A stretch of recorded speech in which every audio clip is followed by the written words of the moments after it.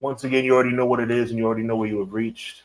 We are here for yet another edition, another big time edition of Clash of the By God podcast. Immediately to my left is the one and only Conrad Cushman, representing Everything Pro Wrestling.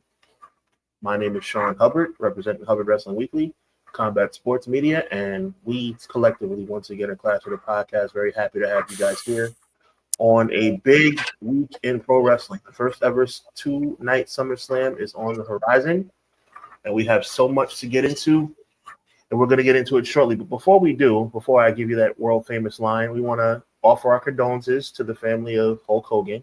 We want to pay our respects to the man as it relates to his professional wrestling acumen.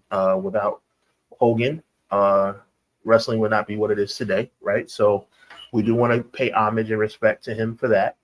There are obviously some things outside of the ring that are not very endearing about the man, especially over the last 10 years or so. Some things that were said as it relates to race that are reprehensible. Let's call it what it is. And then some things politically, where you stand on that is up to you. But I admit that I was a Hulkamaniac, and what happened 10 years ago, the comments made me pull back, and I stopped being a fan, right? But one thing I will always do is respect the man for what he did in the world of professional wrestling, and realize that without him being on the scene, professional wrestling would not be what it is today. I'm sure Conrad has some thoughts. We'll get to that right after the intro, but I did want to start the show off by saying what I had to say.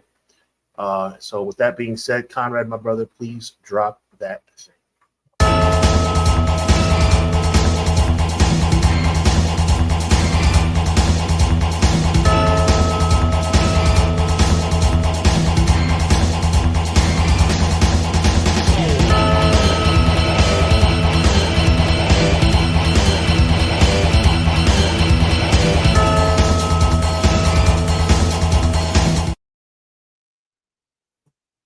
Folks, welcome to Clash of the Podcast. You know what we do all the time and how we do it, man. We greatly, greatly appreciate everyone who is tuned in and locked in with us. As my co-host, co-creator of Clash of the Podcast, Sean Hubbard, so nicely said. We've been doing this for, 152 weeks straight? Sure. Can't beat it. Best thing going. I would probably argue one of the most underrated podcasts out there today. Make sure you guys are tuned in and tell a friend, man. We greatly appreciate it. Hit that like button. If you're watching on Kick, come on over to Twitch. Subscribe to our Twitch. Subscribe to our YouTube channel. Subscribe to everything that we have going on in the wonderful world of everything pro wrestling. I thank you guys. This show is always about the fans, by the fans, for the fans is one of the phrases I like to use. Hubs has many catchphrases. He's like The Rock with it. So do me a favor and make sure that you guys are giving him a follow and showing him some love too. I just dropped his link. Let's get into some comments from folks, and then we'll say what we need to say, and then we'll get into. I haven't been able to give my thoughts on Hulk Hogan. Like, if you guys have seen stuff, I haven't said a word. I didn't retweet anything. Usually I put up something. I haven't said a word because I had to take some time in to digest all of this, in a sense, but I'll tell you everything that's going on. Clown in the house. Cleasy, 1-3Z, 4-Tweezy in the building. Appreciate you. Clowns this afternoon, everyone. Greatly appreciate you, Clown. Thank you for popping in. Joel with the $2 super chat, my friend. Thank you. The best part of Monday, Sean and Conrad with the fist bump. Thank you, Joel. Thank you, my friend. Thank you, my friend. I appreciate that. Ray Thompson with the $10 super chat, man. Just wanted to give you guys a big thank you for making Mondays better. Looking forward to all the content on both your channels. Ray, thank you, man. Ray, that's very kind. You know how I feel about you and your family, man. I always show you love, and you show love right back. God bless you, man. Absolutely, man. Thank you, and we do it for you guys. So thank you for the $10 super chat. It does go a long way, I promise you. We got Quills in the house. Sir Quills says, what up, Conrad, Sean, and chat? Your boy Sir Quills is back again to enjoy my two favorite bros, CJ and Hubs, for episode 152 of the best wrestling podcast out today, Clash of the By God podcast. with the hashtags for EPW and HWW, and he says, let's get into the SummerSlam Preview and Predictions episode. I'm quite intrigued to hear some predictions and outcomes and theories, and who knows how predictable or spontaneous this pay-per-view will be. PLE, my good sir. But for the record, let it be known that I'm looking forward way more to Forbidden Door than this. Yeah, well, so I'm with you 100%. It's going to be a pay-per-view to me until the day I leave this earth. So until the day I close my eyes for the last time, I will continue to call it pay-per-view because PLE is stupid. So, Quills, we are once again, as usual, on the same page. Look, man, I'll probably never be able to call it PLE without thinking about it. I'm getting better lately, but I force myself to say PLE for this company. Jasim in the house saying, yeet. That's got to be for Sean. Appreciate that. Jasim showed up for Hubbernomics last week, man, when I gave my breakdown of the Hulk Hogan situation. What you heard in the opening of tonight's show was basically a microwave version of my synopsis of the Hulk Hogan situation. If you want to hear more, please go back to the latest edition of Hubbernomics. You can hear everything I had to say about Hulk Hogan, both good and bad.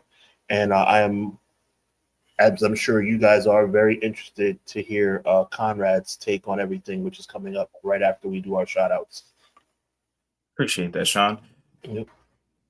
God bless you, Vinny, the only Vinny we like. He says happy Monday and SummerSlam week. God bless y'all. Not going to put Vinny on blast. Don't want to embarrass him. But he said some very, very nice things to me in my Instagram DMs about my Hulk Hogan commentary. Very encouraging. Not surprising coming from a man of God like Vinny. So I appreciate you, my friend.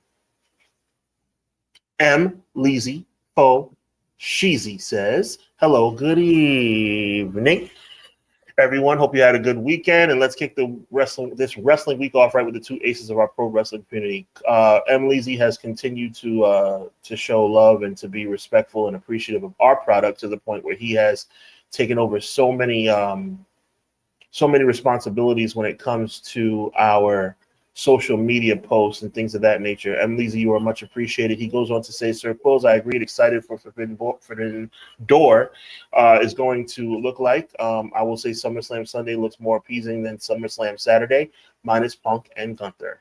Well, SummerSlam Night 1 also has Jey Uso and Roman in the tag match, but I know that's up in the air about how people feel about that. We'll get into that later. And Leezy says again, classy of AEW to acknowledge Hulk Hogan passing and give their condolences to the family. But I got to say how has Collision been booked with who was on it. I don't think it has to be a coincidence. Fair enough. Did I send you that, Sean? You did not, my brother. You did not. I thought I did, but look back at the Collision card, and I didn't notice it at first. I didn't notice it until I saw the post. And just tell me something you noticed in every segment, every match, and every piece of the show. I will do. But before I do that, I got to do a big shout out to Miracle. I'm searching for a miracle. I see the impossible. Shout out to Miracle, man. Appreciate you being here. All love, Miracle, man. Appreciate you. Our good friend Jesse from the Pro Wrestler Shoe says, hola. I was going to say, hola, Ovito, but you got to know the blueprint for that. No, Jesse, text me, bro. I got to holler at you. Appreciate you being here, my friend.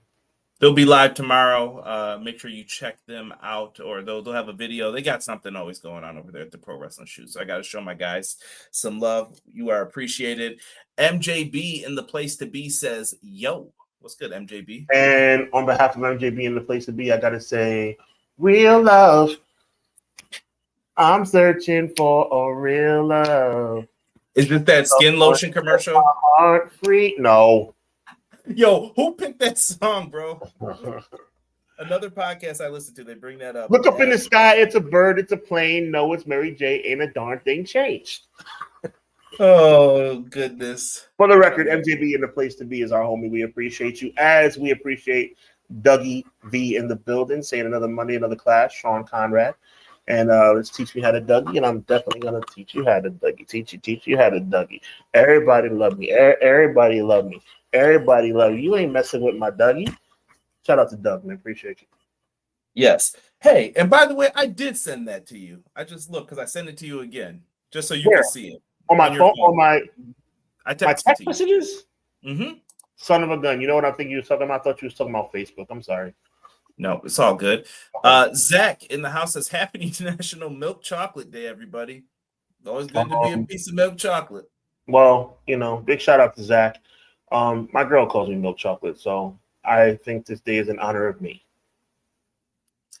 I'm leaving that one there. You shouldn't leave that one there because that was not for you. That was my girl that's watching at her crib right now. Appreciate you.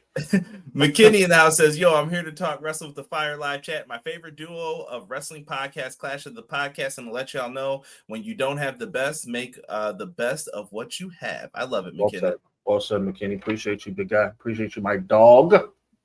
Our friend giving the hat tip to our good friend Joe Compton. What's going on, EPW family? What's going on, Joe? How are you? Joe Compton, appreciate you, man. Appreciate you being here as always, as we always appreciate XG Dub. XG Dub never fails to leave a comment on Hubbonomics, man. I appreciate you, my guy. Always love. And we're praying for you too. We have not forgotten. Yes. E's in the house. I can't put up the first comment you put in your Iron Sheik voice, but hey, yo, what's good? I want to say to Easy E, you're a tough cookie. Sometimes you be ODing, but you know what? In this case, I think you're onto something, my guy. I understand how you feel, brother. I understand how you feel. Love E. Cactus is in the house as well. He said, I'm here for the smoke, the smoked turkey and ham. Holds out plate. $5, son. $5. BJ in the house saying, yo, what's good, Beach? What up, BJ? Appreciate the follow back on Instagram. Definitely wanted to follow you and show you some love, man. You've returned it right back. Always appreciate it. Byron Cutler, first we need to rant. Just found out Def Rebel uses AI. Oh, you're behind, Byron. You're behind, brother. They've been using that AI. That's why them themes are. Derek in the house. My guy Hubs. My guy Derek, I appreciate you. Oh, it's coming, E. Trust me. He said, why you being humble? It's coming. I'm gonna interject again, bro. I'm gonna interject again. Conrad has been so hush-hush about this Hogan thing. And I didn't want to put Vinny on blast, and it was in a good way because Vinny said something nice. I just don't want to embarrass him with the kind things that he said because he's a real G like me. So shout out to the only Vinny we like once again. But I am going to put Conrad on blast. Oh, yes, I am. Conrad was supposed to be on Hubbonomics with me talking about Hulk Hogan, and he did not do it. He declined. He was not, and I'm saying it, putting it on blast, because Conrad always accommodates. Conrad always is ready to collaborate. Conrad is the best tag team partner you could ever have. But for this one, he couldn't do it. And you know why? I just figured out why. Conrad wasn't ready to talk. He was not ready to talk. And I guess today is the day. And I had other stuff to do that was going on behind the scenes too. But we'll throw that. I'll let you rock though. I'll let you rock with it. I see people talk about Mary J. Denver Murray. Hello everyone. My birthday's tomorrow. Well, welcome. Happy birthday, Denver. Happy birthday. Great birthday. And enjoy it, man. Tyler Helton in the house as well. What's good, Tyler? Appreciate you popping in here. Deanna's in the house. Look at Deanna snuck in here. Talk about some trash dookie themes. They are. Deanna. And before we exit out of here, I did promise my friends over at Triller TV that I would mention that they do have Summer Jams, Summer Slams, and Summer Supercard Wrestling Week on Triller TV. It's going to start on the 28th, which is today. Triller TV is going to have a bunch of stuff on. You're going to get GCW Japan 2025. That's going to be on there. You guys can check out GCW 2025 Tokyo Square. They're going to be in Korakuen Hall. House of Glory High Intensity is also going to be a part of this package. GCW Josh Barnett Bloodsport 14. GCW ID Showcase. I believe that's probably for WWE ID talent, I'm assuming. GCW Hit 'em Up. If you ever noticed, they use a lot of rap songs for their names of their shows. But yeah, if you guys are interested in GCW and their shows, go over to Triller TV and check them out. Don't say I didn't do nothing for you. Boom. Here we go. Let's see here. Yeah, there. Clown knows. Clown's a big GCW fan. what is that? They need to get that AEW back for the US. Look at that. Joel says I have Triller TV Plus. Yeah, it's all included with my subscription for. Oh, it's only $8. That's not bad. And I got a free 7-day trial too. That's not bad. GCW card looks good this week. That's Brett. He picks the names. Yeah, he must be like a mixtape fan from back in the day. All right, we're gonna start with this Hulk Hogan thing, and here's what I'm gonna tell you, Sean. I'm gonna tell a lot of truth in this with everything that's been going on this past week, and probably how I've always felt about Hulk Hogan. So, Sean, forgive me. I'm telling you now, Sean, forgive me. Bro, just because, let me tell you something, man. Just because I don't cuss doesn't mean you can't. This is your show. This is my show. No. I'm not going to cuss. I don't need to cuss. That's not even the purpose of this. Fair enough. I can say what I have to say, but I'm going to tell the truth about a lot of things, though, right now with how I feel. So was it Thursday, Sean? Last Thursday. Thursday, yes. We found out that Hulk Hogan had passed away. And I'm going to sandwich this. I'm going to start off being polite. I wrote down how I felt about the entire history of like Hulk Hogan and everything else that's been going on with this. And Sean, if you want to indulge with me here, if you want to stop, ask me questions, because I know you said how you feel, but if you want to get into it some more too, let's get it. So here's what I wrote down. All right. And I'm telling you this off rip. Hulk Hogan, he did things for the business. Absolutely. What Sean said is true too. Dirtbag. Like, I'm not going to hide how I really feel about this guy. But what I'm going to do, though, is I'm not going to sit up here. I'm not going to cuss. I'm not going to dance on this person's grave. He's not here. He's got family. All right. Think of, if you like Brooke Hogan because she separated herself from him, she's got kids. They don't want to read about this one day and they're like, oh, dang, grandpa was what? Yeah. They're going to read that anyway. They don't need to see people, you know what I mean, cussing out the family and all that stuff. All right. Fair ground that we're on. Let's go. I am not the biggest Hulk Hogan fan. Never have been from day one. You're going to see some stuff that might be contrary to this later on. But as a kid who grew up watching wrestling, I was more a fan of Shawn Michaels, Bret the Hitman Hart, Randy Savage. I like the bad guys even growing up. Ted DiBiase, Demolition. Like, that's what I grew up on. And like I said, Sean, if you want to jump in at any of these points, feel free. I grew up with the ability to watch. I was a Hulkamaniac, and I'm ashamed, not really ashamed. I'm not ashamed for, 10-year-old me, but it sucks because, the guy turned out to be a bad person. You know what I'm saying? So I think you're in a better spot than I am, Brother Conrad, because you never liked him to begin with. So the transition wasn't very hard for you. See, this has been a big transition. 2015 was a transition period for me. I stopped liking Hulk Hogan in 2015. I stopped liking Terry Bollea as a human being in 2015. You, on the other hand, did not have to make that transition. Correct. And I think it's probably a little easier for me dealing with that. But like I said, WWF was probably the first wrestling I knew. I've told the story before. I'll tell it again. I could not speak before I knew what wrestling was. Like, I've always watched pro wrestling all of my life. I can remember the blue little shoebox my parents bought me with like Jake the Snake Robert Snake, Boss Man's Baton in it, Hacksaw Jim Duggan's 2x4. I can remember all that stuff, but I don't remember being able to talk, process thoughts, but I can remember little stuff like that. And I just thought wrestling was cool. I was able to keep up with wrestling in magazines and a bunch of other stuff, right? Normal kid.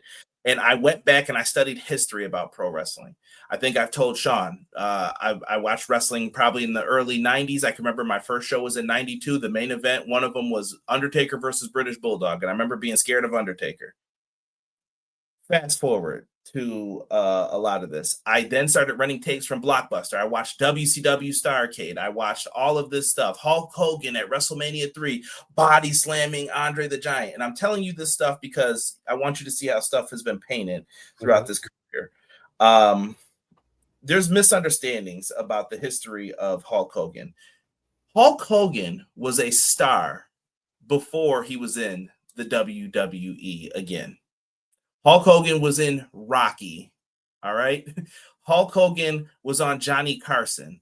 Hulk Hogan did a lot of things. I know people will tell you, oh, the WWF made him a star. He was a star before that. Way before that. He comes in 1983. They do the quickest, like, you got to get on this, say Bob Backlund, and we're putting the belt on you as soon as 84 begins. He beats the Iron Sheik in the Garden. He does his thing. And I can sit up here and I can get into how Vince McMahon said, oh, my dad sold me the company for, what was it, $1 million? I don't know what the exact price was, $1 million. And it was real hard. If I missed one payment, I wasn't going to do it. If you've ever listened to the commentary, Linda McMahon already ousted him on that. The truth is, he made all of his money from the Garden, and he was good to go from off rip. He was like, yeah, the Garden covered my base payment. Absolutely. So, yeah, anytime he says that stuff, I'm just letting you know, like, we got to call balls and strikes here when you got to call him for it. They knew Hogan was the guy. I don't know, Sean, if you felt like it could have been anyone else during that time period, Dusty, anyone else. I don't think it would have been Bob Backlund, even though they tried with Bob Backlund. I think it could have been Dusty. But you know what? Maybe Dusty wasn't as big of a scumbag as Hogan was. Maybe Vince or whoever made these decisions. And when I say Vince Sr., maybe Vince Sr. knew that Hogan was not that good of a human being. Maybe that's the reason for the delay. But, of course, we know that Vince Jr. didn't care about being a good person. All he cared about was making money. So that's where we got that from. Yeah. They did all their stuff, man. Like I said, you'll get a lot of stuff on DVD telling all of these things. The WWF, I want to say this real quick, too. They did not save pro wrestling. Pro wrestling, Sean, when we were growing up, it was not in bingo halls where there was just smoke in the air and, oh, man, there's only 20 people here. Look at the WWF's coming to town next week, everybody. Let's go. Wrestling was fire before they had all these TV deals. Territories were on fire. You can go find pictures. You can go look it up. They eventually suffered because of television. That was what made the WWF successful. And to your accurate point, the Great American Bash back in the day wasn't one night; it was a week. Yeah. War games, baby, if you will. You getting it all tonight. Ric Flair, cowbell. But yeah, you would just go through all of that stuff, right? And I'm going to fast forward through all this. We know Hogan hits the body slam. Great. WrestleMania 4, he's back at it again. He drops the title for a little bit to Savage to try to freshen things up. Maybe they saw that Gates going down, or Hogan had to do movies. I don't know, whatever story. No holds barred. Otherwise, Hogan would have never lost the title. Let's not even give Hogan that much credit. Yeah. So they get into all of this stuff, and the marriage between Vince McMahon and Hulk Hogan can't be understated. And I'm calling him Vince McMahon for this just to be historically accurate. This guy has drawing power. McMahon has the marketing. It's a happy marriage between the two. That's why it worked. That's what WrestleMania 19 is all built off of. Like, it's the marriage. Who made it? Was it Vince or was it Hogan? Who made the WWE? It was both of them. And you could probably, if you put together their histories, see why a lot of this stuff worked. I'm just saying. But in 1993, Vince McMahon realized Hulk Hogan wasn't a draw anymore. WrestleMania 9, you've heard me and Sean talk about it. I don't have to get into it. Hogan then goes off. He's basically gone, and he's doing shows. He's trying to figure out how to make money and everything. And here comes Eric Bischoff. Eric Bischoff, looking back in hindsight, and I was just thinking about this, Sean, he probably gave Hulk Hogan way more than he needed to. Of course he did. To get him to come back. And Hogan took it, and he ran with it. X amount of pay-per-views. You guys can go find the contract. It's online. Like, it's crazy. And the 1998 one's even crazier after that. Like, you're just like, yo, what are we doing? Hulk Hogan started off as a babyface in WCW. He did some things. And then we got what I think Sean would call greatest heel turn. It has to be. He turns, man. Like I said, I can remember one of the Nitros after, like, one of the first 2 or 3. Like, there was a grandma in the crowd who tried to punch Hulk Hogan. And I was like, yeah, this is working 100%. And then we get the greatest debacle in WCW history. Sean, I think you know the pay-per-view I'm referring to. I definitely do. Talk to him, brother. Starrcade 1997. Yeah, they fumbled. You talking about that's for all you kids out there. Oh, he fumbled the bag. He fumbled her. She fumbled him. This was the ultimate fumble. After a year of good TV, they fumbled in an epic way. Bro, that is the equivalent of the butt fumble in Jets history. Like, that was bad, bro. They mess up, they blow it all. You can do your research. I'm sure Hogan flexes political muscle, and that's one of the other bad things about him is his backstage stuff. You can get into all that. He goes away for a little bit, and then he comes back again in 2002, Sean. He does his match with The Rock. Hulk Hogan, here's one of the things that I can say about him and why I'm like, it always worked, bro. He knew at WrestleMania 6 how to do this, and he knew at 18. He knew how to make sure he walked out looking like a star, and people were going to remember him. Remember at WrestleMania 6, why? Mm-hmm. I remember him going down. Same thing at this one. He holds his stomach and he puts his hand out, and he found a way to get over on Rock. His political crap just never ended, Sean. It never ended. He always found a way to come out smelling like, how'd you get over on The Rock, bro? Like, that's crazy. That is crazy. Like, underhanded people do underhanded things, man. But it's a skill, too. It's a skill. He knew, like, they'll cheer me for this. He ends up getting a run with the title. It was 1 month, but Hulk Hogan is technically recognized as the last WWF champion. That is true, because it crossed over, yep. Yep. I say all that to get into, we get Hogan Knows Best. We get him in TNA, him and Bischoff. I could go on for Bischoff giving his critiques and advices about TNA in recent days. You're the reason they're in this place, but I won't get into that too deeply. But Don, have you ever met Hulk Hogan? I have not. I have. People may not know this. I have met Hulk Hogan. I met him after a TNA base brawl show. What? And yeah, probably a year before his scandal. I've never told you a lot of stories. TNA base brawl show. I met him, and he came through where I worked at the time and met a bunch of us. And nice guy, shook my hand, said, "Hey, thank you guys so much." Appeared to be a nice guy, right? Go ahead. Correct. Came through, and I'm talking like I'm in that moment. Before we found out everything. I shook his hand. I was like, "Oh, seemed like a nice guy, you know, whatever." I wasn't amazed. I wasn't falling back. It's gonna be crazy, man. Sean, our good friend Malik's in the house. What up, Malik? He said, let's meet up. He's gonna be in your city this weekend. Dang, man, it's just insane, a lot of it. And Vinny, I did jump over some of the stuff with Shawn Michaels and all those other folks, Bret Hart. Like I said, I didn't want to get too deep into this because I'll end up taking over the whole show. We could do probably a 4-hour podcast on everything he's done. But I met him. What else do I want you to know about him before we get into this? His last pay-per-view match is at Bound for Glory 2011 against Sting. His last matches that people saw were in the UK 6-man tags in TNA. And then he stopped. And then a tape came out, Sean. The Gawker tapes. And this is where, well, first you had the I Don't Want to Come Back Reincarnated. Those tapes leaked where his son got in trouble for the car accident. Mm-hmm. And I Don't Want to Get Reincarnated. And you can learn what the wrestling carny terms were because I'm not even going to repeat those things. But that should have been clue one. Not a good dude.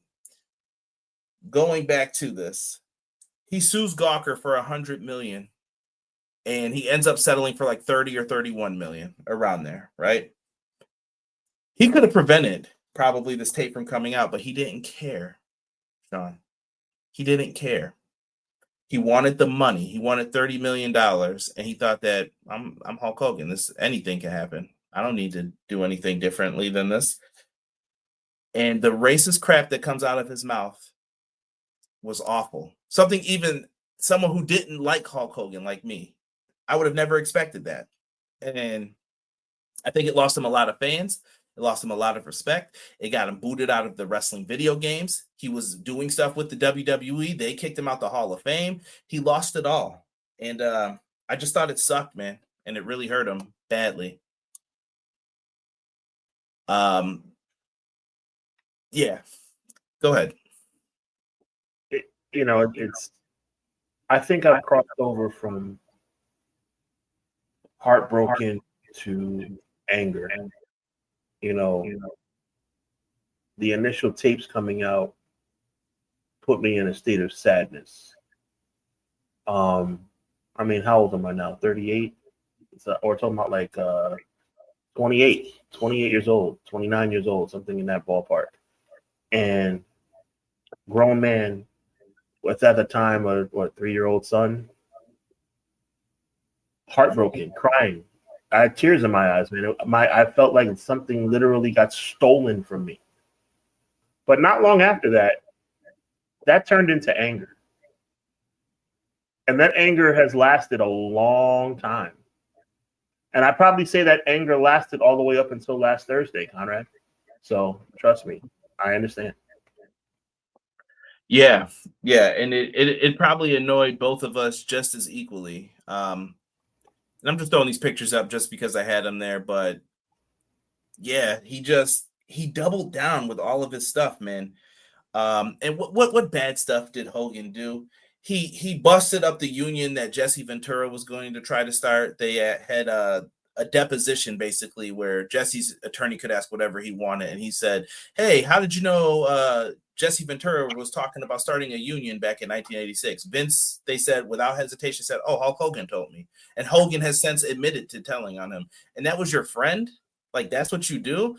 But apparently they saw how much money he got for WrestleMania 3, and they said, of course he wouldn't want people to know that. Look at the money he got. They said if you added up everyone else's money, it did not equal what Hogan got paid. Right. So it shows you the selfish world of pro wrestling and things that happen. The stories about The Undertaker at Survivor Series 91, the tombstone. Yeah. Oh, you got me, brother, my neck. And if you go back and watch, it's one of the worst tombstones ever. Because between Jake Roberts at WrestleMania 8 and Hulk Hogan at Survivor Series 91, Hulk Hogan's head was 2 feet off the ground. It wasn't even close. But you know what it was? I'm speculating here. Oh, this young kid, because people don't realize Undertaker was young at the time, because you look at the Undertaker, you never realize he ever was young, right?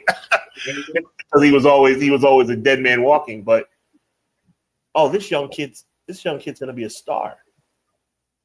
Matter of fact, I mean, he's booked to beat me tonight at Survivor Series. Maybe they'll give me the title back Tuesday in Texas. But let me just make sure I kind of put him in a bad spot right here and now.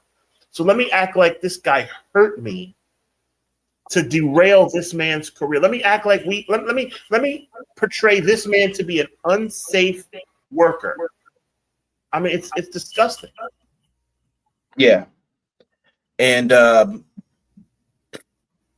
don't know, man. We can get into like he fired a spokesperson. He doubled down. He started doing political stuff and leaned into the side that would appreciate the stuff that he didn't apologize for. He didn't apologize to a locker room of wrestlers that were looking. They were wanting him to apologize. They wanted to forgive him, I would assume. At least half of them, you know. You're not going to get everybody back after you say something like that, but they were like, say something good here. And he said, don't get caught while the cameras are running.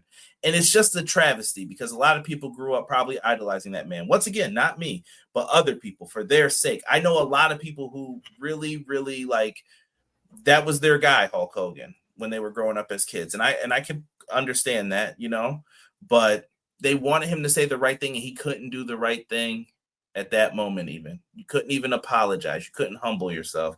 And he got into all of this other stuff. And it's just sad, Sean, in totality. It's sad, and honestly, it's one of those things that'll go down in infamy in the world of wrestling, in the world of pop culture forever. I think people are kind of pulling back a little bit because he passed away. But, you know, there's still a lot of resentment in my heart toward the man. You know, but like I said, as a Christian and as I like to think I'm a good person, I'm not going to, like you articulated earlier, dance on his grave. But it's once again another example of don't meet, or in this case, don't hear outside of a character, you know, from your heroes, because they'll only disappoint you. Terry Bollea was nothing like Hulk Hogan. Hulk Hogan, the character, is a hero. Hulk Hogan, the character, is an amazing human being. Terry Bollea is not. And Terry Bollea is the reason that Bret Hart got shafted at WrestleMania 9. Terry Bollea is the reason that The Undertaker got a bad rap for an unnecessary situation regarding the tombstone. Terry Bollea is the reason why we didn't get a proper payback, or I should say payoff, at Starrcade 97. Terry Bollea is the reason why Hulk Hogan got labeled a racist, because it wasn't Hulk Hogan. Hulk Hogan didn't do anything wrong. Terry Bollea did. But unfortunately, we must associate the two, because I don't care if it's a character. I don't care if that's who you portrayed on TV. Because you know what, Conrad? From the summer of 2015, I have not been able to separate the two. Yeah, it's very difficult to do. And I know many wrestlers, Rock, Nash, insert anyone who's anybody in this business, have had their thoughts and things like that. And some people aren't going to like them. Some people are going to love them. Some people are going to hate them. And that's okay. It's okay for people to have different thoughts about this. People are grieving. People are feeling some kind of way about that. And I just want to tell people it's okay for people to have differences. And Conrad, I want to, shout out to all our white and Spanish and whoever viewers. I know you guys rock with us no matter what the color. We got nothing but love for you guys. But I wanna, because I didn't even say this on Hubbonomics, Conrad. Just, don't worry, I see your face. Don't panic. I want to say this to our Black viewers specifically, and I'll extend it to people of color, because this is something I struggle with, Conrad. Never told you this either. It's okay, people of color, to miss the memories of Hulk Hogan. That's okay. It's okay to miss the nostalgia of the character Hulk Hogan. It's okay. It's okay that you were a Hulkamaniac. I had to tell myself that it's okay.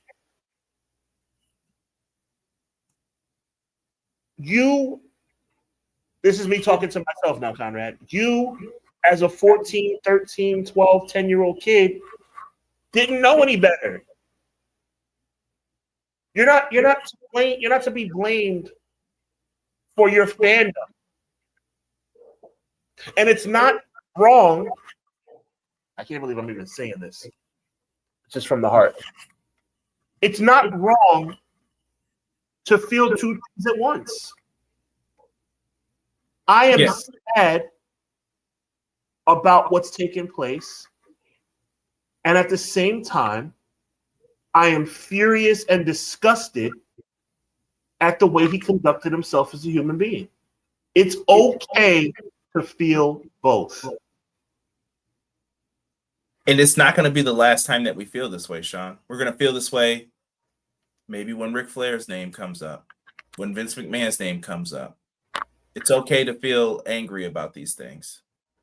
And to people who are getting upset, listen, the biggest thing I've been saying, if that's how you feel how you feel.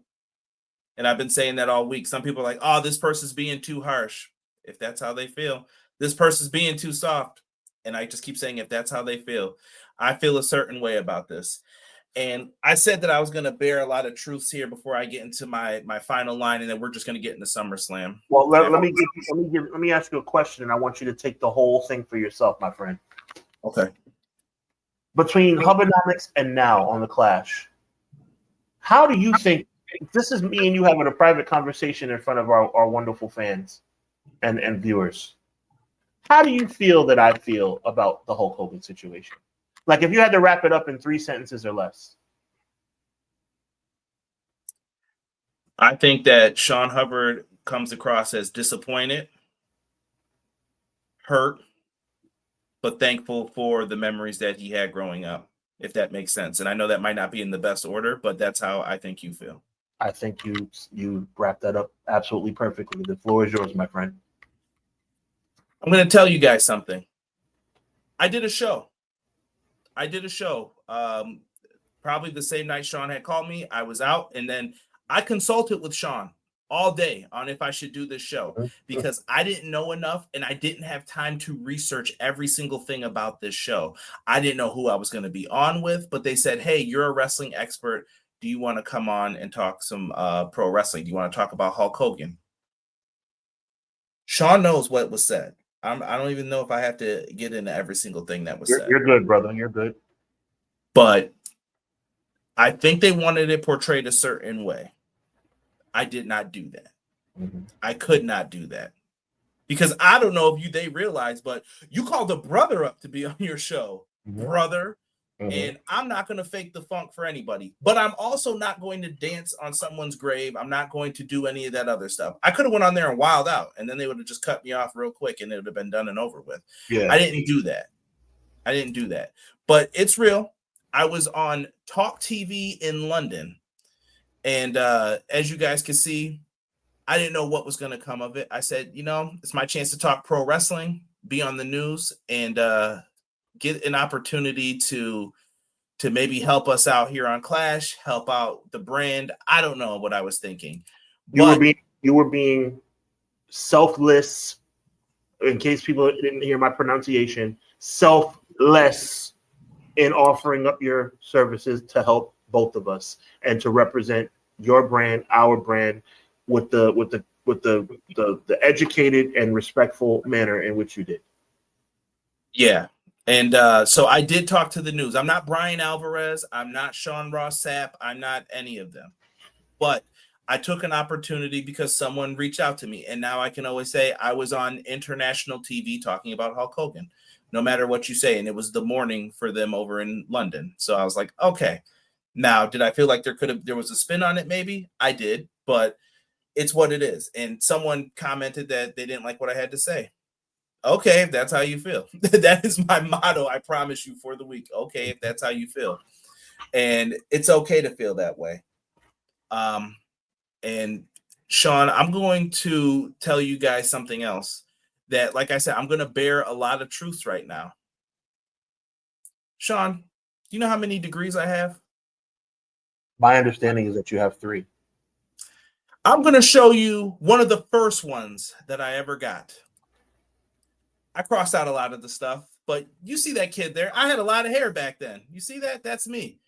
And I'm going to show you a bigger version of it. But I did get past first grade, so it's official. You can say you saw proof. Conrad did make it to first grade. Probably where my brain stopped working, but I did make it there. But this is my kindergarten. Oh my God! Picture. You could bring a toy and you could take a picture with it. And my mom said, you know what you should bring? A wrestling buddy. And why did she pick Hulk Hogan for me? My mother, who doesn't know anything about wrestling, if you asked her to show you what a wrist lock was, she'd probably show you a wristwatch. She knows nothing about wrestling, but you know what she does know? She knows who Andre the Giant is. She knows who Hulk Hogan is, and she knows a few people. And that's the truth. How many Hulk Hogan action figures I had? She didn't care. She was like, he likes wrestling. Here. And you know what my mother bought me a couple weeks ago? It was Father's Day. A WWF shirt. And she said, do you like it? And right in the middle of it, do you know who was on it?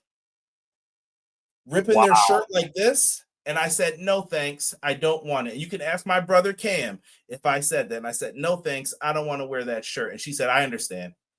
And she understood completely. And I actually talked with her about doing that show too. And she was the one like, do it. Do it. You know your stuff. Don't let anyone change who you are. Talk how you want to talk.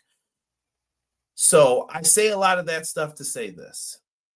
And do you care if I have the last moment on this, Sean, with Hogan? Please, you have been. I wouldn't have it any other way. This is how I want to end this show. This is my last thought about Hogan for this, and then we don't have to talk about him anymore.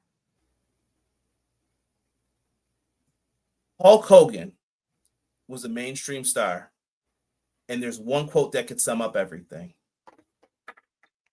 You either live long enough to be, let me get this quote right. You either die a hero or you live long enough to become a villain. And Hulk Hogan was able to accomplish both. And I'll leave that where it is. That was my final stance on it. I will go through what people have here. We did just get a super chat from our good friend Joe Compton. He said, I am sad about Hulk Hogan passing and mixed about Terry Bollea passing. Terry was a father, brother, and son. I don't condone his views on certain topics, so there is confliction for that very reason. Understood. Thank you, E. E knew where the quote came from.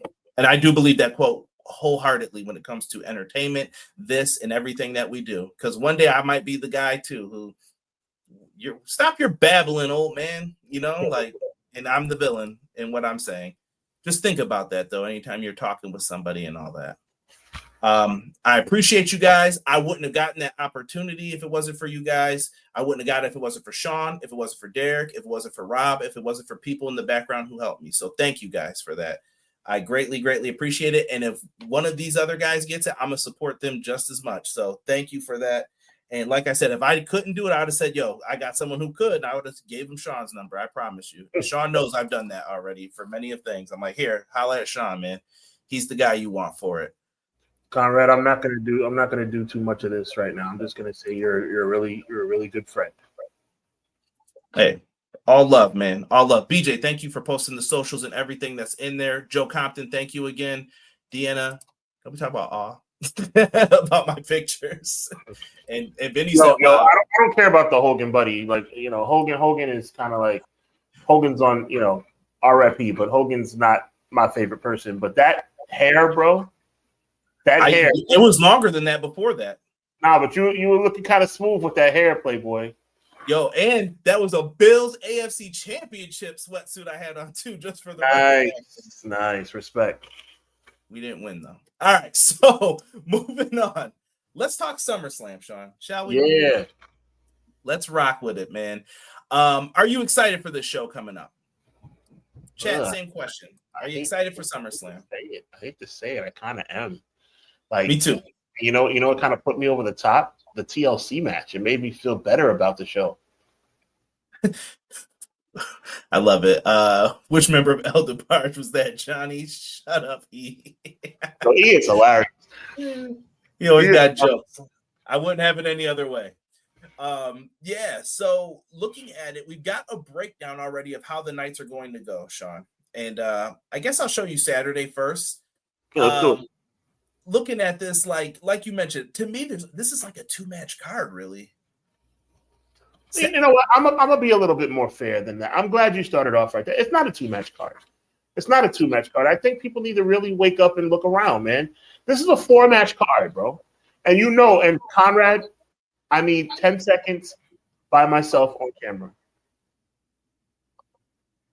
I'm working overtime here. Hold on. Real quick. Everybody knows I'm the world's biggest critic of WWE. Okay, you can take me off now. At the end of the day, bro, it's a 4-match card. It's a 4-match card. It really is. It really is. Like no cap. It's a 4-match card. What I'm saying is, Sean, I think they could have balanced it better, though. Like I think. I don't think so. Because Sunday is a 4-match card too. WWE actually got this one right so far.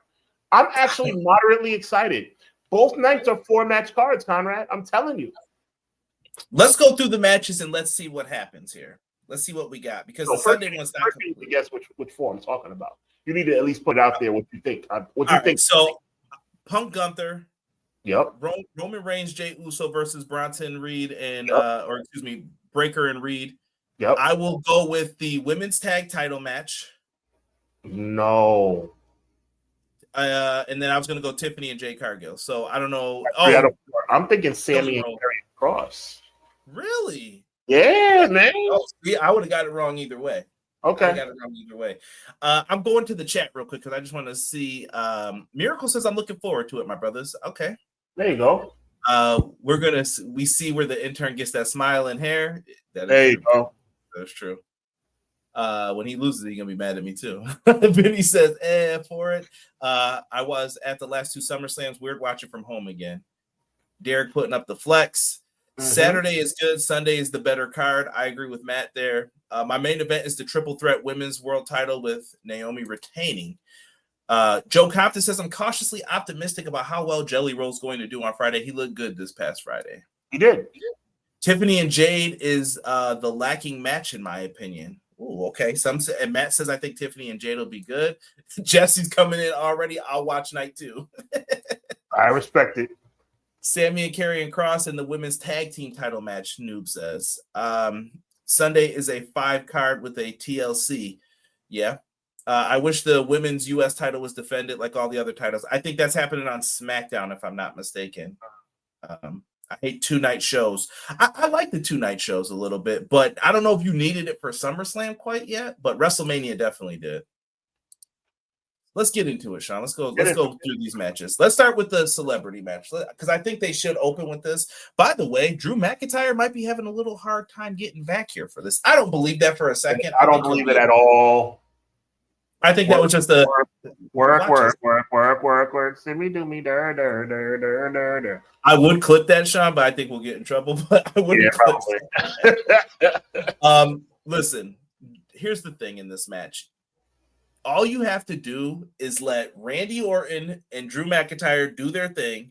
Logan Paul, you could do some of your things, and Jelly Roll do the 5 or whatever, how many ever things they taught you how to do. Bump, and I don't know if he's going to do choke slams, whatever they've taught him how to do, like, do your thing here. In this, I mean, give your prediction, and what do you want to see out of this, Sean, for a celebrity match? It's going to be Jelly Roll and Randy Orton, and it's going to be an RKO to win the match, and it's not going to be Randy Orton that does it. Yeah, I agree. I think it's going to be the babyfaces win. Jelly Roll gets his triumphant moment. I need Conrad and Russo to do a Booking the Territories pod. Yeah, I don't know, man. I don't know what they're going to wind up doing here. I'm telling you, it's going to be an RKO by Jelly Roll on Logan Paul. So you think Logan's taking the pen here? Oh, 100%. Man. And rightfully so. Sean said that with his chest, y'all. You couldn't see him for audio listeners. Sean said that with his chest. Rightfully so, he said. That's right. Yeah, if I had to put one that I'm like, what is the guaranteed moment that you're pretty sure you're going to get right? That is the match for sure. Let's get into a match you're excited for. Set this one up for us, Sean. Look, Sami Zayn has been going back and forth with Karrion Kross for a long time. He got the win in Saudi Arabia. That makes a lot of sense. But, I think Karrion Kross is on the verge of superstardom, man. If WWE doesn't screw it up like they always do, I think it's a no-brainer. I think Karrion Kross wins, but boy, oh boy, do I think Karrion Kross beating Sami Zayn is certainly not going to be the last thing Sami Zayn does on this pay-per-view. I'm interested to hear what you think. So, if Karrion Kross wins, does that mean he's signed to you? Oh, yeah, I think there's no question. If he loses, he's out the door. This is almost like the decision for the match outcome is going to determine what happens with his career. Yeah. Who did you predict wins this? Oh, I say Karrion Kross all the way. I hope WWE's not that stupid. I think Sammy wins, but he cheats. And he looks at Kross because Kross is like, I was right. Kross can get over by say I was right. Well, I'm saying that he wins for the reason that you just brought up. You just talked about his contract situation. And I'm kind of bearing that on what's going to happen moving forward. But look, I don't want Karrion Kross to leave, so that's why I'm going to say I don't want Karrion Kross to lose. But if Sammy cheats to win, that's fine. But I think he's going to lose, and I think he's going to be mad about it, and I think he's going to do something about it later that night. Okay. You let me know when it comes into play here. Oh, sure. Let's get into the Judgment Day defending the tag team titles against Alexa Bliss. Oh, no. I wanted to talk about this one with you because I got to see your face for this one. Okay. Sean, look at me. I'm looking at you. Look at me, Sean. Looking at you. Charlotte Flair's getting over a little bit with this. I don't know what happened. I don't know why they care. It's weird. But they're into it, man. I know why they care, Conrad, because for the first time in Charlotte's career, she's acting like a human being. Not this weird cyborg idiot. Like, she's acting like a human. And that's what the fans want to see. You know what it's going to sound corny, bro. You know what the fans want to see? The fans want to see Charlotte not be a jerk for once. And right now, for the next week and a half until she screws over, until she ends up beating up or turning on Alexa. You're getting human being Charlotte Flair. And the fans are so confused by it and baffled by it. They're like, this is awesome. Like, Charlotte's not being a... Thank you for censoring yourself. Yeah. So let me ask you this. Do you give them the belts here or no? Because you kind of got a back storyline brewing here, but at the same time, you got the popularity of Charlotte and Bliss rising. I think you give it to them. I think they win the belts, and then maybe Raquel and Roxanne lose it. Win it right back. You got to have the belts on Raquel and Roxanne when Liv gets back. But that has to be at SummerSlam. Like they can win the titles and then lose them back 2 weeks later. They've done it before, right? I predict that will not be what happens. I actually predict that Raquel and Roxanne retain. But if Charlotte and Alexa win, it wouldn't be the worst thing in the world. Yeah. Okay. All right. So we're there then. So you predict Judgment Day retains as well. I just can't go with them just yet. I think you have them come up just short, and then you got to figure out your plans with Liv after. Like, I'm going to say the same thing. I think Raquel and Roxanne retain, but I also think that there's a small chance that Charlotte and Alexa win, and I think it would be a pretty good positive response from the fans if they end up winning. Yeah. But you got to have the titles on Roxanne and Raquel by the time Liv makes her return. You got to have that be the case. Yeah. Ryan, we did mention Ozzy before, and there's stuff in that past too. I don't want to get into everything with it, but yeah, we did mention Ozzy Osbourne, who was at WrestleMania 2. I think he appeared with the British Bulldogs. But yes, thank you for that reminder, though. And once again, rest in peace to Malcolm Jamal Warner as well. That's right, Malcolm Jamal Warner. Shout out to everyone's big brother, Theo. Yeah, Jesse, you're funny, bro. He said we gotta turn this into a shoot, bro. Don't be talking about Cross isn't signed. He's signed already. Sean, I want to ask you this question while we're here. We got 3 matches. What main events this show? Because it looks like they've been playing a little this match. Nope, now it's this match, it looks like. Or is it this match? For all intents and purposes. By the way, it's not intensive purposes. It's intents and purposes. For all intents and purposes, oh God, I hate that. For all intents and purposes, it should be Gunther and CM Punk. But I got a feeling that if what I think is going to happen happens, this should be the main event. Do you want me to say this? Do you want me to say this match for last or Punk? Basically, what's the juicier match? Because I think we both have different endings in our mind. My juice, like the thing where I think the big payoff is the world title. They're all contingent, though, because I also have a feel it's not going to be both. That's the key, Conrad. I have a feeling about something being really weird and crazy in the world title match, and I also have a feeling about something weird and crazy happening in the Roman and Jey Uso match as well.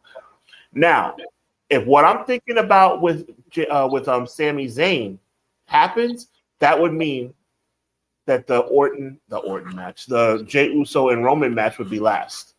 Because what I'm predicting is going to be crazy. But the other crazy possibility would need to have Gunther and CM Punk be the last match. So I'm going to say the easy way. I'm going to go easy on this. But unfortunately, if I go easy, that means my prediction of Sami Zayn doing what Sami Zayn's going to do probably won't happen. So I'm going to say it's going to be CM Punk and Gunther. But mark my words, Conrad Cushman. If Roman Reigns and Jey Uso against the Browns are the main event of night 1, oh my. Are you ready? Let's talk about it. That's the next match I had up. So all right. Let's say this is not the next. Let's say this is not the main event. It's going to be Jey and Roman winning the match. Everybody yeets. It's going to be Roman acknowledging Jey Uso, not as a tribal chief, but just as the man who won the world title. It's going to be a lot of fun. Easy peasy, 1, 2, 3 easy. If this is the main event, I promise you, Sami Zayn is going to turn on Roman Reigns and Jey Uso. and turn heel and join up with Seth's faction. I promise you. This better not be the last match of the night. Because I want Jey Uso to win every match he's in. You know what I'm saying? This better not be the last match, because if it's the last match, mark my words, Conrad Fishman, if this is the last match of SummerSlam, Sami Zayn is turning on Roman and Jey Uso. Mark my words. Now, I have a different theory on this one, slightly. I don't know if Sammy's going to get involved, but I want to give you an in-depth look in my mind. You've been questioning my mind for the past few weeks, so I'm going to give you a look into it. Mm-hmm. You have to have one of two things happen. On one side, Braun Breaker and Bronson Reed need this win badly. On the other side, you've got Roman and Jay. Roman can't really be losing matches, and Jey Uso needs to win. It's just them, Us. They need the win badly as well, though. Jey Uso needs this dub just to keep him in that echelon. If you're not going to pair him back up with Jimmy yet, then you need to let Jay do his thing. How do you get both things done? Who needs to look strong on each side? I just mentioned Jay, but Jay just had the world title. Braun Breaker is their golden guy. Oh, we know this. God. No. I'm not saying anything like that. Okay. If Roman's going out to film a movie, Braun Breaker, either on SummerSlam or the next night or on Raw, has to take this guy out. He has to take Roman Reigns out. He's going to be the reason why. Like, he's going to spear him into oblivion. You have to do something to make Braun look strong. My prediction is that the baby faces win. Roman and Jay win. You get them over, and then Braun Breaker and Bronson Reed destroy. They wreck them after. You have to find a way to do that. And I think the bigger payoff is going to be in the main event, but that's just me talking. Like I said, just mark my words. They better not be the last match, bro, because nobody's getting what they want. Because I want Jay and Roman to win, but they're not winning nothing because Sammy's going to cost them the match if they're the last match. But 9 times out of 10, Gunther and CM Punk will be the last match. I'm looking in the chat. We got some people making some comments here, and I'm going to read Jesse's. Wow. Jesse, okay, let's be honest. Wow. SummerSlam's going to be a snooze fest. Tired of the bloodline, seriously. Tired of Gunther. Tired of the same crap. Ooh. He's not playing, man. Roman takes 3 spears and 8 tsunamis. Yeah. I would be cool with that. The Monday Night Raw after SummerSlam, that wouldn't bother me. Yeah. And McKinney, I don't think McKinney's wrong either for this. Roman eats the pin and gets injured for Jay to fight the Bronze until Seth gets back, and that's how you set up Roman versus Seth. Is it? We'll see. They're booking themselves in this weird corner. But we got another match still in between this. We got Jade Cargill versus Tiffany Stratton, one that I don't have any care for, Sean. Like, I don't have any. What do you do here? But the thing is, I'm not talking out of both sides of my mouth. I'm not invested. But I still think it's going to be a good match. I agree. It's going to deliver. But how do you book this one then? Like, is Tiffy time up? Like, they really haven't done her any favors recently. Yeah, Tiffy time is going to be on pause on August 3rd or August 2nd. Play. Go ahead. No. Well, I'm being serious this time. Yeah, Tiffy time's going to press the pause button. I think they're intent on having Cargill win the title. I think she will win the title. I don't think she'll be champion for very long, but I think she'll have her moment in Jersey, and then we'll see what happens with Tiffany moving on later. But I think it's not going to be stopped. But I think Tiffy time is going to be on pause on Saturday night. So you think it's Jade Cargill's time? I think so too. You put the investment in, you might as well see what you got. Let it rock and see where it goes. And if not, let's have Tiffy time turn back into being a heel like she should be, and cheat to win. And you could pull the plug before Mania. You could pull the plug in Survivor Series. So if it's not working, let Booker's book. But if she succeeds, you win. I'm going to go with Jay Cargill for the win as well. I think we've lined up on all of these thus far for night one. Mm-hmm. And then we have CM Punk versus Gunther in the main event for the World Championship. And I predict that neither of these guys walk out with the championship, Sean. I think we find out that old injury wasn't as bad as we thought. And everything is contingent on what the last match is. Because just as sure as I'm saying that Sami Zayn will turn on Roman and Jay if they are the last match of the night, is as sure as I am, because I went from being 70-30 the other way to 60-40 the other way. Now I'm about 30-70 the opposite way. If if CM Punk and Gunther are the last match of the night, Seth is going to cash in, bro. I just got a feeling, bro. I got a feeling. Oh, my God. I just feel like, I'm getting chills thinking about it. I got a feeling he's up to something, bro. He's going to be out there, and then it's going to be the heist of the century. The only thing that gives me cause to pause, just like I said last week, does Triple H actually have that kind of creativity inside of him? And then you corrected me and said, yeah, it's Triple H, but it's also Paul Heyman. And that's why I'm like, okay, you know what? This could happen. This could really happen. Yes. I'm loving the Tiffany and Jay talk in here as well. But yeah, Matt thinks CM Punk wins the title. Remember, though, what's Seth's whole purpose for this storyline, Sean? Well, CM Punk is not going to touch the title. Yeah. I don't see him getting it for 5 minutes. That's just me. Nah, well, 5 minutes would still be cool because it would still serve. I mean, CM Punk will be champion. I know what you're trying to say. You see him cash in before he gets a chance to win it. But even if CM Punk wins it and we have fireworks like Daniel Bryan at SummerSlam, and then Randy Orton takes it away because of Triple H, same thing. I would still be cool with it if Seth Rollins did that. As much as I want to say, this would be the greatest cash in of all time if they do it right. It's how you present it too. Mm-hmm. But yeah, go ahead. It's gonna be. Let's talk about Quill's comment. There we go. Quill said CM Punk versus Gunther. As much as I want to say lariat, I can't do that because something or another may happen, and I think you know what I mean. So I think he believes the cash-in's happening as well. And we could be wrong about this. You could save it. And if there is no cash-in, let's just, this will be our little tiebreaker. Mm-hmm. I think Gunther wins anyway. I still think Punk loses. I think he'll be in that sleeper, and we'll be like, what? You'll hear the don't. Punk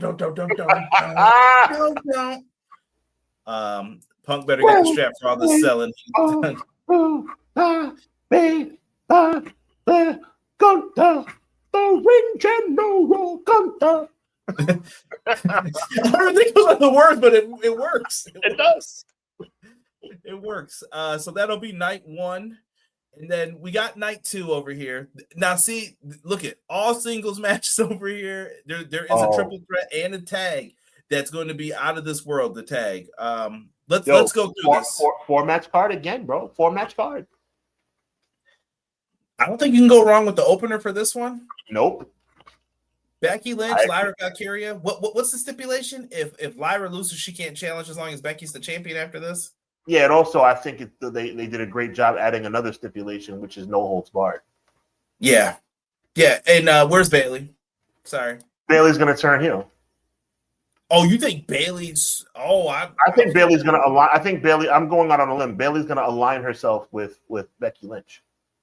I was gonna go with Lyra wins here, and I don't think Bayley gets involved. I don't know. I think they're gonna do some shakeups on the shows. You have to switch some of these people around. I think it's a virtual lock, bro. I think it's a virtual lock that Bayley turns on Lyra. All right, we're first opposite one, me and Sean here. So Becky and Lyra's gonna have some stakes to it. I got Lyra. He's taking Becky. Sean, do you know when the last time a steel cage match happened at SummerSlam?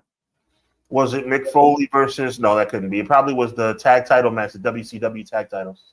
You are correct. You are correct with your final answer. We have a steel cage match for the United States Championship. Solo Sikoa versus Jacob Fatu. This one's got me torn a little bit on who to pick. Who are you thinking in this one?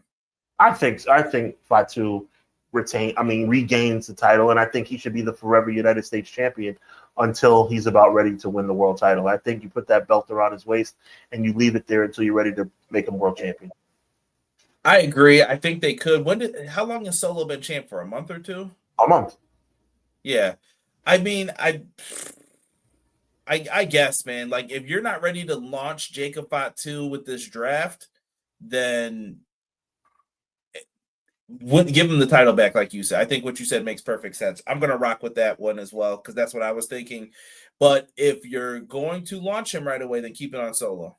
Yes. You're gonna draft him and then do something. That's what I would recommend doing next. Yes. I'm going in here. Dr. Lawrence, welcome in here, man. Thank you. Appreciate you guys coming in. I'm just looking here. Cactus said Jacob wins. We got a lot of Jacob wins, Lyra wins, and Solo wins. Ryan. Okay, right. Okay. Not mad at it. Going back into this, let's talk about the Intercontinental Championship. Dominic Mysterio versus AJ Styles. Possible banger. I'm not really intrigued by the storyline, but the athleticism in the match could be good. And I think AJ Styles wins the title. I think he's going to have, this is one of his farewell tour situations. He's going to beat Dom.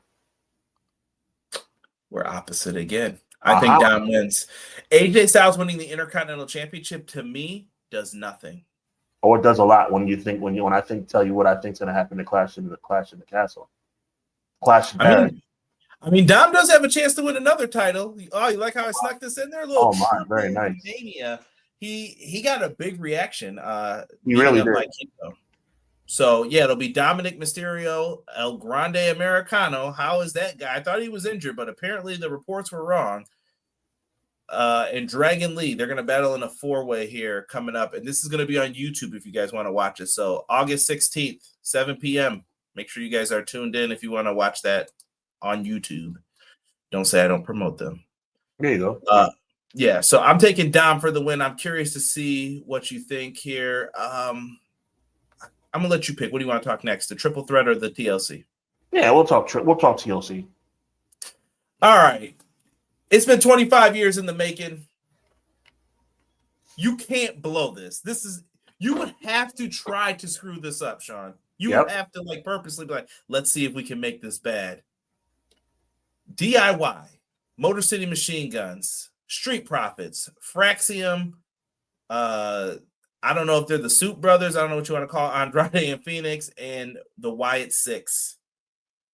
What do you do here, Sean? Could this surpass the Dudley and Hardys and Edge and Christian? I don't know about that, but time will tell if they can do it. But there's a lot of teams in here, a lot of bodies. There's gonna be a lot of standing around at the apron, like my turn.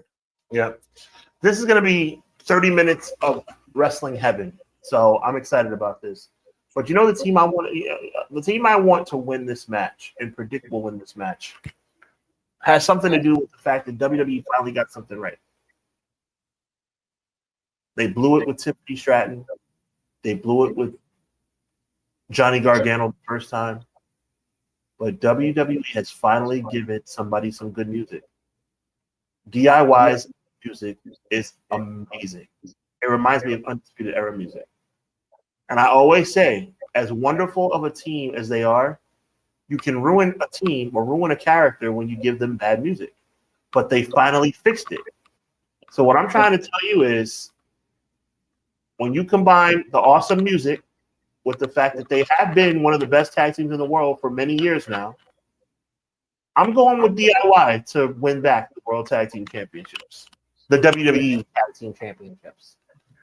Opposite again, Sean. Man, night one, we were on point. Night two, we're definitely different. I think the Wyatt Six find a way to retain. You just gave them the belt.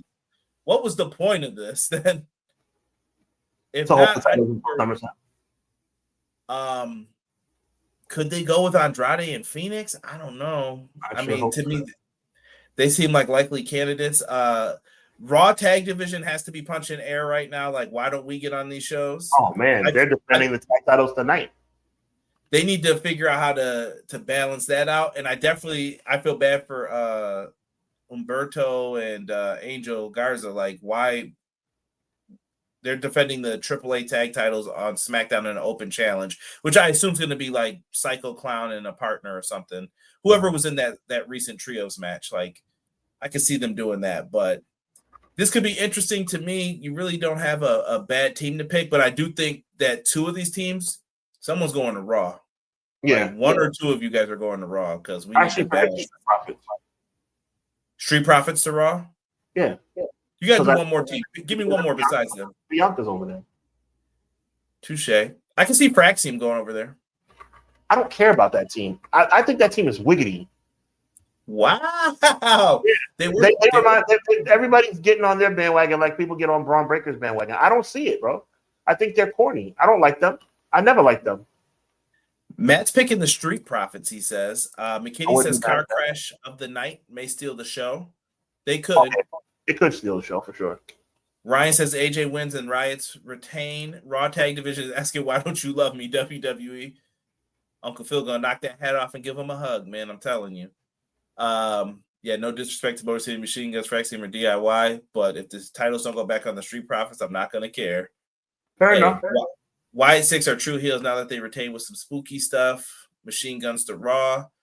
Yeah, considering all the wrestlers and refs will need to be clean debris around ringside. It's going to be close to 20 people around that ring. Good chances. Yeah, you got to be careful of injuries, too, with a lot of those people.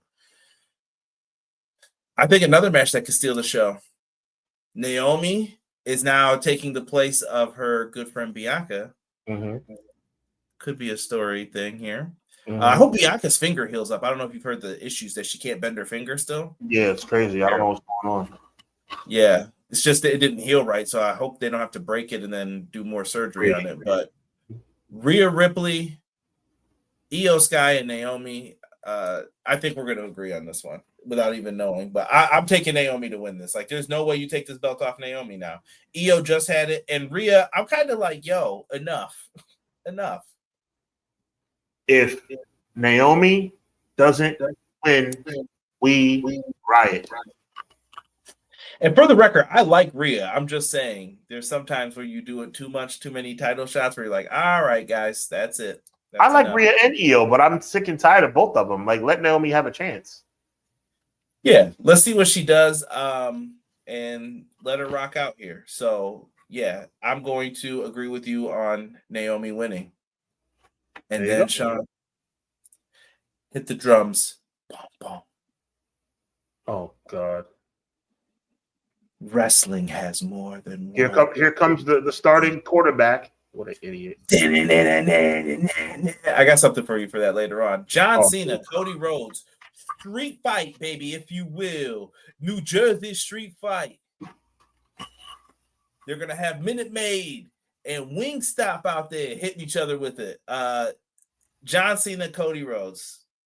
I'm going to just be straight up with you. Cody's not losing this, in my opinion. Cody becomes the champion again. Either Cody turns heel, or, well, I think either way he wins. But it'd be better if he turned heel because of The Rock. But I don't trust The Rock anymore. The Rock doesn't show up to wrestling anymore. He's a movie star. I saw that today too, and I feel like a lot of people are being hard on The Rock too. Don't blame Rock. Once again, I'm gonna say this, and I'm gonna keep saying this. Don't blame Rock for that WrestleMania. Rock screwed up a match. He didn't screw up the card. The card was something else. That's true. Cody wins. Cody wins. The more entertaining thing would be Cody turning heel, but we know that's not going to happen because he's QB1. I just don't see it, man. I don't see them turning them heel. Like, I know some people think like a double turn, and I think it would make things exciting for us, but there's too many people who are just like, you know what? I'm here. I'm happy. Weezy has the idea that I had, which is that The Rock helps Cody, but I don't believe. Like, I wish that was the case, but you know what? That's a good idea, so you know what that means. Facts. Man, I don't know. And then that'll be SummerSlam. That'll be SummerSlam. Sean, are you doing any coverage for this show? I will be live for a watch along for the main event of night 1. Haven't really decided yet for night 2, but it is official. I will be on the air live for the main event of night 1. Okay. Hubs, who is The Rock? Don't you mean Dwayne? We're not going to start that. There you go. There you go, Quills. There you go, Quills. That's right. Good point. I stand corrected. His name is Dwayne. He's a movie star. He lives in Hollywood. The person that lives in Florida is dead. He no longer exists. Vinny said, but that Rock ruined the main event, Conrad. I get that he messed up the main event, but at the same token, though, we're not going to pretend like So this is going to depend on what's true. And I think I said this before, Sean. If he said he wasn't coming, that was the best you came up with in those weeks. That was, you were like, let's just let's let people think he's coming. Don't get me started on WrestleMania 41, bro. I know, bro. I know. We still got Evolution as our best pay-per-view. Maybe SummerSlam. Yes, it was. Yes, it was. Hopefully SummerSlam can overtake it, but Evolution was the best pay-per-view so far this year. We just don't know if we're going to do another one. Let me be clear. In WWE, because the best pay-per-view of the year was AEW All In. But you know what? I caught some heat for that when we were talking about that from, just in comments. Now all of a sudden, Evolution was better than All In. Shut up. Oh, no, they were like, you're misinterpreting what Triple H said. And I was just like, what? How did you misinterpret it? He said he's not sure. So what's there not to be sure about? And we were like, you're not sure of a layup that's in front of you that's been presented to you? I mean, I guess. Mm-hmm. Tokyo says Travis Scott ruined the main event. I feel for Travis Scott a little this week. He's getting dragged through the mud. I don't know what's true about it, but he hasn't spoke about it. And isn't he still a client of Ari or one of them? Like, I don't know, man. That's kind of a bad business move, I think, too. But it's what it is. Someone said Cena retains? Nah, I can't see it. I can't see. If that happens, I'll be shocked, Ryan. I will give you full props on here. No, I mean, crazier things have happened. Woe with me. Oh, God, BJ. Woe with me! Let's get into a couple news things here before we get out of here. You mentioned Cody being QB1, Sean, and Rob sent these to me, and I was laughing so hard today. Sean, you inspired shirts, I think. The captain, Cody Rhodes. To effing disgrace. He's the captain, Sean. Come on. Don't be like captain that. Captain of what? He is QB1. Look at that shirt. United we stand. This screams UFC like 2008 right here. This shirt. This is pitiful, bro. This is QB1. I remember when Kevin Owens said, I hate that stupid shirt you wear that says quarterback on it. It's so stupid. QB1. Oh, my God. Bro, it's so stupid. It's the corniest crap I've ever seen. Like, he should be ashamed of himself. Like, listen. Oh, QB1? QB1? Are you kidding me? I bet you that merch moves, though. I'm telling you. Yo, Cody can't hold Roman Reigns' jockstrap, bro. And like, as far as being QB1, bro. Are you crazy? Roman Reigns around 4 days a year, and he's still better than Cody Rhodes. Good old Sean, baby. Good old Sean. I love it. A QB1 T-shirt. Are you? Oh God, that's disgusting. Disgusting. Yeah. I did have the Drew news up, but we had spoke about that earlier, and all of us think he's still going to wind up being there. Of course he will be. And I guess the last bit of news, we didn't talk a lot of AEW today, but Mercedes Moné has added another belt, and the internet melts down. I didn't know so many people cared about the Poland independent wrestling scene, but Mercedes Moné has won. You know I'm not lying. The sarcasm in your voice. I'm just saying. And I don't mean any disrespect to Poland. I'm just like, no, it's just like, oh wow, like this is a travesty that she won another title. Shut up. Yeah. Did you guys never see the Ultimo Dragon picture? Like, come on, man. Yeah. Mercedes does it again. She adds another championship to her list, and then I think someone had said, might have been McKinney in our group, had mentioned, like, has she defended any of these belts? And she actually did defend the Rev Pro title at Summer Sizzler. So she's on there, man. McKinney, somebody said, I see you. And Easy E, I agree with you. McKinney and Easy. It's the stupidest crap I've ever seen. Like JV football captain. Big up to the captain of the basketball team, the QB1, the gymnastics head coach. Like give me a break. What a scumbag he turned out to be. You know, I'd slap him across the face if I could for wearing that stupid shirt. What a stupid shirt. Oh God. What a stupid shirt. Conrad, he's wearing a shirt that says QB1 on it. You miserable scumbag. Oh! I can see Drew being his first opponent. You're a red shirt now. How corny can he be? How corny can he be? Ultimo Monet. The international creative control is crazy. Hi, my name is Cody Rhodes. I'm the gym teacher. Cody Rhodes is an athletic director. Yeah, like, come on, this is disgusting. What a miserable excuse for a t-shirt. QB1? So what we're saying is that Cody Rhodes is the quarterback. He's the quarterback, right? Right? Not the cornerback, not the running back. He's the quarterback, right? And he's not the backup quarterback, but he's QB1, even though he has no titles to prove he's QB1, but he's QB1. And that's what we're calling the number one guy in the business. So when you're the number one guy in the business in whoever's mind, you're QB1. Is that what we're saying? You're not the shortstop, you're not the goalie, you're QB1. Is that what you are? Oh, Conrad, for the love of God.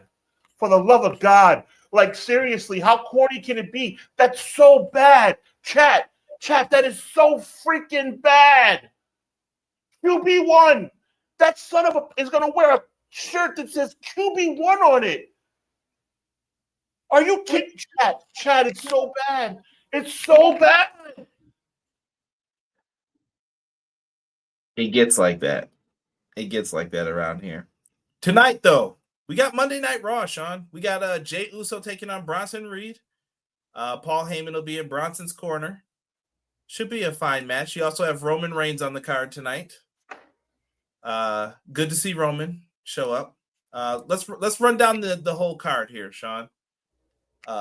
World Heavyweight Champion Gunther appears. CM Punk appears. Roman Reigns appears. I don't know who's wrestling, but there's a lot of appearances. Jey Uso versus Bronson Reed. We got the Judgment Day versus the LWO for the tag team titles. Could we hear the music tonight, Sean? Could the LWO do it? Beat it out of Dino! Beat it out of Dino! Probably not, but we'll see. And I saw people definitely say, in an all-star 8-woman tag match for $400K. No, they were doing the Tony Khan because everyone complains when Tony does it, but it's okay here. Rhea Ripley, Io Sky, Stephanie Vaquer, and Nikki Bella taking on Naomi, Chelsea Green, Piper Niven, and Elba Fire. Emily said, hi, my name is Cody Rhodes, and I'm the substitute homeroom teacher. You guys are crazy. Man, that's funny. What up, Tiff? Appreciate Tiff, you popping in. Appreciate the conversation yesterday. Very, very swaggy. Appreciate you. BJ. There you go. Yo, oh, wait a minute. I just caught what he. Oh, BJ. I wanted you to say it in the JR voice. Now, wait a minute here. Inappropriate BJ. Funny, though. Super funny. That's it, man. That's the card for tonight, man. I can't close this out tonight, bro. I'll do the line at the end because it means a lot to me, but I can't do the whole closing. I'll make sure everybody knows what never prevails at the end. But this whole QB1 thing has me sick right now, bro. It's the stupidest crap I've ever seen. It's so pathetic. It's so pathetic. Like, oh my God. He's QB1? That's who he is. So Cody Rhodes is the quarterback of WWE. Do you understand? Conrad, do you hear that? Are your ears understanding what's going on right now? He wants to let you know he's got the ball. Oh, my God. Do you understand the perception that they're trying to shift? And this is just as Cody's brand. Like, think about it, Sean. You said, who's the guy earlier? Who did you say was the guy when they got the pop? Who's the big double R, Roman Reigns. Yeah, Roman Reigns is still the guy. I believe that. I know you believe that. But guess what? But you see, QB1. You know what I'm the guy. I'm holding the ball. Oh, Conrad. Cactus said Cena's my QB. Oh, that's so bad. That's James my QB1. Yo, I mean, at this point, like, so who's the running back? So Roman's the running back, Jey Uso's the wide receiver, CM Punk's the defensive end, Bronson Reed's the offensive tackle, but QB1, You know what? Let's close. I can't deal with this right now. I got this for once. Thank you. Be sure to join Sean Hubbard on Hubbard Wrestling Weekly on Saturday. Why? When the main event goes live, he'll be live. So go over to his channel for his live reaction to CM Punk versus Gunther or tag team match here with Roman and Jay versus the Breakers and the Reeds. Who knows what'll main event this show? Round and round it goes for the WWE. I'm pretty sure that you'll get my thoughts next week on Clash for it. We got a lot of things happening. Join me and Derek on Wednesday for AEW Dynamite. We got a lot of good things happening around here. Sean, hit your line, man. Why? God bless. Be encouraged. Evil never prevails. The stupid shirt. End the podcast. Now.